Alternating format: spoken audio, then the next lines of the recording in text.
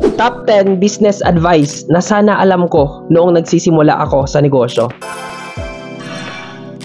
A. Ako si Mark Verey, ang iyong business chismis buddy. Number 1. People buy with emotion then justify it with logic. 2. Makipagkompetensya sa value, hindi sa price. Walang product na mahal, kundi may product na maliit lang ang value. 3. Kung hindi ka sure na matutulungan mo ang isang prospect sa product na binebenta mo, then maging honest ka sa kanila at turuan mo sila sa ibang makakatulong talaga sa kanila.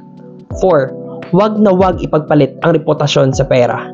5. Kung ang binebenta mo ay nakakalito, walang bibili nito. 6. Magsimula sa maliit at unti-unting palaguin ang iyong negosyo. 7. Get a mentor. Maghanap ka ng taong may karanasan na sa negosyong gusto mong simulan para makahingi ka ng advice at guidance. 8. Know your numbers and don't decide based on your emotions. 9. Mahalin mo ang iyong ginagawa at palaging alalahanin kung bakit mo ito sinimulan.